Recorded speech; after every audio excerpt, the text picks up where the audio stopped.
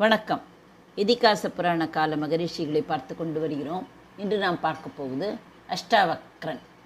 அஷ்டவக்ரன் என்பவர் இந்து சமய புராணங்களில் குறிப்பிடும். அவர் ஒரு துறவி. இவரை அஷ்டவக்ரம்னு ரெண்டாக பிரிக்கணும். அதாவது 8, அஷ்டம் என்றால் 8, வக்ரன்னா கோணல். இவர் பிறக்கும்போதே உடலில் 8 இடங்களில் கோணம் இருந்துதான். அது என்ன அப்படின்னா, உடலில் 2 பாதங்கள், 2 கால் மூட்டுகள், 2 கை மூட்டுகள், மார்பு, தலை. அப்போ 9 ஆயிடுத்து. அதனால அதில் கோணல்கள்லாம் காணப்பட்டதுனால அஷ்டாவக்ர ரிஷி, அஷ்டாவக்ர முனிவர் அப்படின்னு அவர் அழைக்கப்படுறார். பார்வைக்கு அவர் அகோரமாக தான் இருந்தால் கூட அவர் அறிவு நிறைஞ்சவர்னு சொல்லலாம். உடல் தோற்றத்தில் வச்சு மனிதருடைய அறிவினை நம்ம அளவிடக்கூடாது அப்படின்னு அவரோட வாழ்க்கையிலேருந்து நம்ம தெரிஞ்சுக்கலாம். உத்தாலகர்னு ஒரு மகரிஷி இருந்தா. அந்த மகரிஷிக்கு சுஜாதாங்கிற ஒரு பொண்ணு இருந்தா. ககோதரர் இல்லை போனால் கஜோளகர் அப்படின்னு ஒரு சீடனும் இருந்தா. அதனால அந்த சீடன் ரொம்ப பக்தியாக இருந்தான். அந்த பக்திக்கு மெச்சி உத்தாலகர் என்ன பண்ணார், தன்னோட மகளை அவருக்கு மனம் செஞ்சு கொடுத்தார். கொஞ்ச நாளில் சுஜாதா கர்ப்பமானா. அப்போ ஒரு நாள் ககோதரர் வேதம் சொல்லி கொண்டிருந்தார். அந்த வேதம் எப்படி சொன்னார், ஒரே தப்பும் தவறுமா இருந்தது. அப்போ கர்ப்பத்தில் இருந்த குழந்தை சொன்னதான், நீங்கள் ஓதும் வேதத்தில் ஸ்வரத்தில் பிழை இருக்குது அப்படின்னு. அதை கேட்டுட்டு ககோதரருக்கு ரொம்ப கோபம் வந்துருத்தான். உடனே அவர் சினத்தோட அந்த குழந்தைய சபிச்சார்.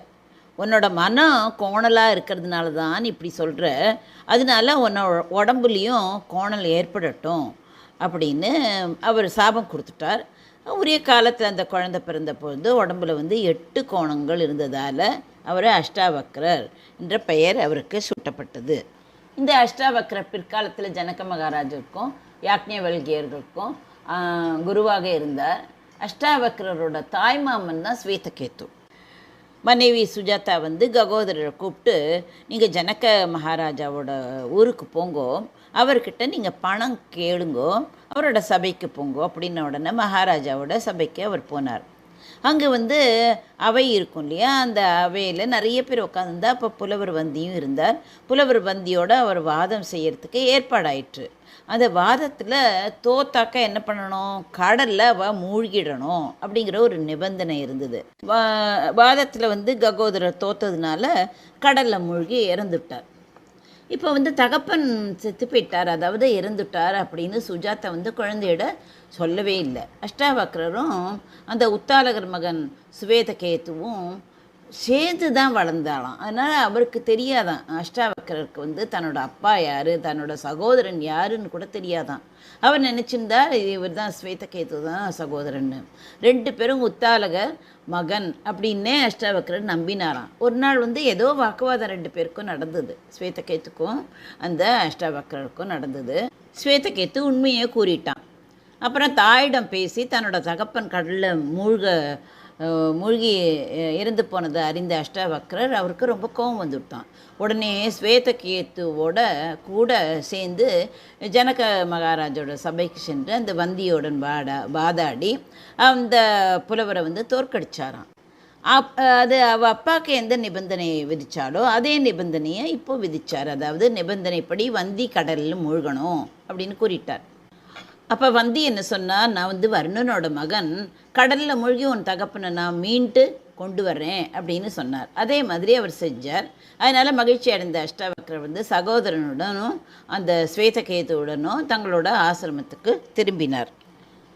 அப்படி போயின்னு இருக்கிறச்சே ககோதரர் என்ன சொன்னார், மகனை ஒரு ஆற்றில் குளிக்க சொன்னார்.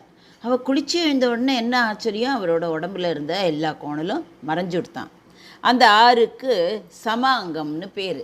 சமாங்கம்னா என்ன, அது நேரான அங்கங்களை கொடுத்தது அப்படின்னு. இதை நம்ம மகாபாரதம் வனப்பருவத்தில் பார்க்கலாம். அஷ்டாவக்ரர் வதான்யர் என்ற மகரிஷியோட மகள் சுப்ரபா அப்படிங்கிறவளை மணக்க விரும்பினார். வதான்யர் ஒரு நிபந்தனை விதிச்சாராம். அதாவது என்ன நிபந்தனைன்னா, இமயமலைக்கு போனோம், அந்த இமயமலையில் சென்று சிவன் பார்வதியை தரிசித்து அதுக்கும் அப்புறமா வடக்கே செல்லணும். அங்கே நீ ஒரு அழகிய பெண்ணை சந்திப்பா, அவளோட பேசிவிட்டு திரும்பணும் அப்படின்னு அவர் ஒரு நிபந்தனை விதித்தார். செய்தால் நீ என்னோட பெண்ணை வந்து நீ திருமணம் செஞ்சுக்கலாம் அப்படின்னு சொன்னார். இந்த சவாலை அஷ்டாவக்ரர் ஏற்றார். அதனால் என்ன பண்ணார், இமயம் சென்றார். அங்கு வந்து குபேரன் அவரை வரவேற்றார். உபசரித்து சில காலம் தன்னோட அரண்மனையில் தங்க வச்சான். பிறகு அவர் மேலும் வடக்கே சென்று அவர் சிவன் பார்வதியை தரிசித்து அதுக்கப்புறமாகவும் வடக்கே சென்றார். அங்கே வந்து ஒரு அழகான 7 பெண்களை கண்டார். உங்களெல்லாம் வந்து மாறுபடாத மனமுள்ளவர்கள் மட்டும் இங்கு தங்கலாம் அப்படின்னு அஷ்டாவக்ரர் சொன்னார். மூத்தவள் மட்டும் தங்கினாலாம், மற்றவள்லாம் போயிட்டான். மற்றவர்கள்லாம் அந்த இடத்த விட்டு போயிட்டார். மூத்தவள் வந்து அஷ்டாவக்ரரை காதலிக்க ஆரம்பிச்சுட்டார். ஆனால் அஷ்டாவக்ரர் வந்து என்ன செஞ்சார்னா, தான் சுப்ரபாவை வந்து நான் திருமணம் செய்ய போகிறதாகவும் வேறு யாரையுமே நான் ஏற்க முடியாது, மனசால் கூட நினைக்க மாட்டேன் அப்படின்னு சொல்லிட்டார்.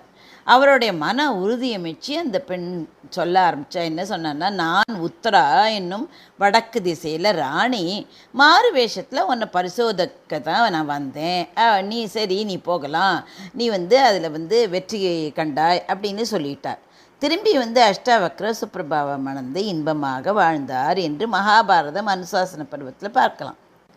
இன்னும் ஒரு வரலாறும் இருக்குது. சில 1000 ஆண்டுகளுக்கு பின்னாடி எழுதிய நூலான பிரம்ம வைவர்த்த புராணத்தில் அஷ்டாவக்ரரை பற்றி வேறு ஒரு வரலாறு நம்ம பார்க்கலாம். அசித்த மகரிஷி என்பவர் வந்து சிவனை நோக்கி தவம் புரிஞ்சு வந்தார். அப்போ தேவரங்கிற மகனை பெற்றார் அவர். அவள் வந்து மிக அழகுள்ள தேவலரை வந்து ரம்பைங்கிற தேவலோக அப்சரஸ் வந்து பெண் காதலிச்சா. ஆனால் தேவலர் வந்து அவள் காதலை வந்து ஏற்கலை. அதனால் கோபம் கொண்ட அந்த ரம்பை என்ன பண்ணினா, தேவலர் உடம்பு கோணலாகட்டும் அப்படின்னு சபிச்சாலாம். அவர் உடம்பு கோணலாகி அஷ்டாவக்ரர் என்ற பெயரையும் பெற்றார்னு இது சொல்கிறது. அவர் நீண்ட காலம் தவம் இருந்தாராம். கிருஷ்ண பகவானும் ராதையும் அவர் முன் தோன்றினார்கள்னு சொல்லுவார்கள். அவருடைய கோணலான உடம்பை கண்டு ராதை வந்து ரொம்ப அருவருப்படைந்தாளாம். கிருஷ்ணன் வந்து முன் சென்று அஷ்டாவக்ரரை கட்டி தழுவினாராம். அதாவது கிருஷ்ணன் வந்து அஷ்டாவக்ரரை தழுவிண்டாராம். அப்போ தழுவிக்கரிச்சே அவரோட உடல் நிமிர்ந்து நன்றாக ஆயிடுத்து அப்படின்னு சொல்லுவார். தேவலோகத்திலிருந்து, அதாவது தேவலோகம் இருக்கிறது, அங்கேருந்து விமானம் வந்து கிருஷ்ணன் ராதை அஷ்டாவக்ர மூவரையும் கோலோகத்திற்கு அழைத்து சென்றது என்ற கருத்தும் இருக்கிறது. இவர் பெயர் கொண்ட அஷ்டாவக்ர கீதை என 21 அத்தியாயங்கள் கொண்ட உரையாடல் மகாபாரதத்தின் ஒரு பாகமாக இருக்குது. பிரகதாரண்ய உபனிஷத்தில் வரும் ஜனக மகாராஜாவுக்கும் அஷ்டாவக்ரருக்கும் இடையில் நடக்கும் வேதாந்த தத்துவ விசாரணையாக இது விளங்குறது. ஆதி சங்கர பகவத்பாதரின் அத்வைத்த தத்துவங்களை ஒட்டியே இருக்கும் இந்த நூல். ரொம்ப மிகவும் பிற்காலத்தில் புனையப்பட்டது அப்படின்னு மகாபாரதத்தில் இடைச்சிறுகளாக வைக்கப்பட்டது என்றும் பண்டிதர்கள் கருதுகிறார். ஒரு சமயம் ஜனக மகாராஜா தன்னோட அவையில் வந்து தலைமை வித்வானோட அவர் ஆர்கியூ பண்ணிட்டு இருந்தார். அதாவது வேதாந்த நூலில் என்ன சொல்லியிருக்குன்னா, பிரம்ம ஞானம் எப்படி கிடைக்கும் அப்படின்னு. அந்த பிரம்ம ஞானம் பெறுவது வந்து குதிரை ஏறும். ஒருத்தன் வந்து குதிரையில் ஏறான்னா அந்த மனிதன் குதிரையின் சேணத்தில் ஒரு காலை வச்சுட்டு மற்றொரு காலை எடுத்து வைக்கும் நேரத்துக்குள்ளே பிரம்ம ஞானம் பெறலாம் அப்படின்னு அதில் எழுதியிருந்தது. ஜனகன் வந்து அந்த பேச்சை நிறுத்திட்டு, சரி இந்த வாக்கியத்தோட உண்மை வந்து சரியா அப்படின்னு நம்ம பார்க்கலாம், ஒரு குதிரையை கொண்டு வர சொல்லவா அப்படின்னு கேட்டானான். அதற்கு அந்த தலைமை வித்வான் வந்து, ஞான அனுபவத்தெல்லாம் நிரூபிப்பது முடியாத காரியம், அதனால இந்த வாக்கியத்தை உள்ளதை வந்து நிரூபிப்பது என்னால் முடியாது, ஆனால் வந்து பொய்யென்றும் நான் சொல்ல முடியாது அப்படின்னு அவர் வந்து சொல்லிட்டார். அதனால அப்படி கூறிய வித்வான்களை எல்லாம் அவர் வந்து ஜனகர் வந்து என்ன பண்ணினார், சிறையில் அடைச்சிட்டாராம். அரசரோட சந்தேகத்தை நீக்கணும் இல்லையா, அதுக்காக வந்து 8 கோணலாக இருந்த அந்த அஷ்டாவக்ரங்கிற அந்த முனிவரை வந்து ஜனகர் வந்து அரச சபைக்கு கூட்டி சென்றாராம். அதாவது வரவேற்றார். அரசன் வந்து அஷ்டாவக்ரரை பார்த்து, முனிவரே குதிரை கொண்டு வர சொல்லவா அப்படின்னு கேட்டாராம். அஷ்டாவக்ரர் அரசனிடம், அரசே அவசரப்படாதீங்கோ, தாங்கள் கேட்ட சந்தேகத்தை போக்க தனி இடத்திற்கு செல்ல வேண்டும், இங்கே வேண்டாம், அதற்கு நீங்கள் ஏற்பாடு செய்யுங்கோ அப்படின்னு அவர் சொன்னாராம். உடனே அரசன் கட்டளைப்படி அஷ்டாவக்ரரை வந்து பல்லக்கில் அரசன் படை பரிவாரங்களோட தொடர்ந்து ஒரு காட்டுக்கு சென்றார். காடு நெருங்கிதான் அஷ்டாவக்ர அரசனிடம், அரசே உங்கள் படை பரிவாரங்களை எல்லாம் திரும்பி போட்டோம், நம்ம மட்டும்தான் தனித்து இருக்கணும் அப்படின்னு சொன்ன உடனே எல்லா படைகள்லாம் போயிடுது. குதிரை மீது இருந்த அரசன் வந்து, முனிவரே நான் கீழே இறங்க உதவுங்கள் அப்படின்னு சொன்னார். ஏன்னா வந்து ஜனக மகாராஜா குதிரை மேலே ஏறி உக்காந்துட்டு இருந்தார். அஷ்டாவக்ரர் அரசனிடம் என்ன சொன்னார்னா, அரசே, தாங்கள் கூறும் நூலில் ஞானம் குருவினால் சீடனுக்கு அருளப்படுவது அப்படின்னு தான் இருக்கு. அந்த நிலையில் நாம் இருப்பது உண்மைதானா அப்படின்னு கேட்டார். அரசனும் அஷ்டாவக்ரரை வணங்கி, நான் தங்களுக்கு சீடனானேன், அருள் புரிக அப்படின்னு சொன்னார். அஷ்டாவக்ரர் உடனே ஜனக மகாராஜிட்ட, ஜனகா, உண்மையான சீடன் தன்னையும் தன்னுடையதையும் குருவுக்கு அர்ப்பணிக்க வேண்டும் அப்படின்னு சொன்னார். அரசன் என்ன சொன்னார், சரி, அவ்வாறே நான் அர்ப்பணம் செய்கிறேன் அப்படின்னார். அஷ்டாவக்ரர் திருப்பி அரசனிடம் அவ்வாறே என கூறி திடீர்னு மறைஞ்சு போயிட்டார். அரசனும் அந்த இடத்துல சிலையை போல ஆடாம அசையாம நின்றுட்டாராம். பொழுது சாஞ்சுடுத்து. ரொம்ப நேரமாகியும் மன்னன் திரும்பாததால் அமைச்சர்கள்லாம் அவளுக்கெல்லாம் ரொம்ப பயம் வந்துடுத்து. அதனால மன்னனை தேடி காட்டிற்கு வந்தாளாம்.